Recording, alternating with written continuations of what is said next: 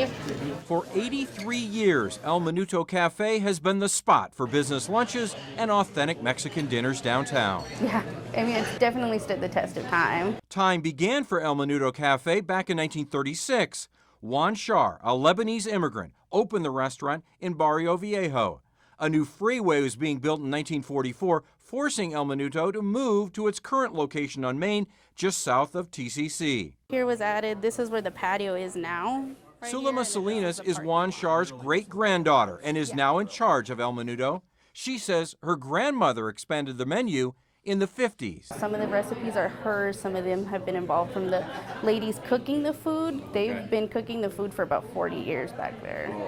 Yeah. So you've had long-time employees. Yeah. Those long-time employees are a testament to the family atmosphere and the memorable food. People still love the food, you know, and it is nice to hear when people come in and they say, you know, like, I used to come in here with my grandparents, I used to come in here with my parents, you know, and now I bring my kids in. And the food they're most in love with, Sulema says it's the carne seca.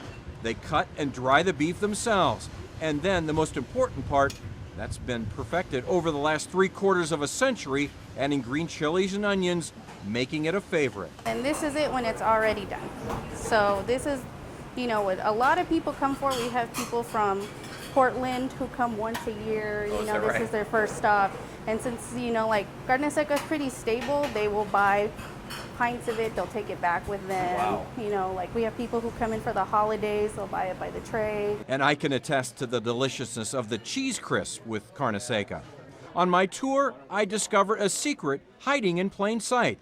The hand-carved front door, made in Mexico, has the wrong date notched in it. You say there's a mistake up here. Yeah, it actually says 1939, but we actually opened in 36.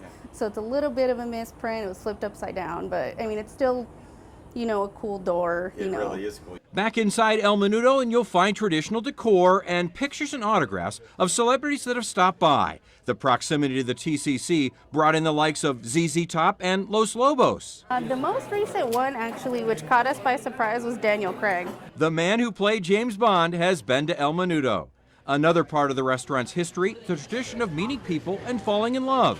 Sulema's parents met at the restaurant 35 years ago, and she met her husband, Arturo, who'd already been working at El Minuto for several years. I have a really good relationship with my wife's parents. I knew them really well before we even started dating. All right.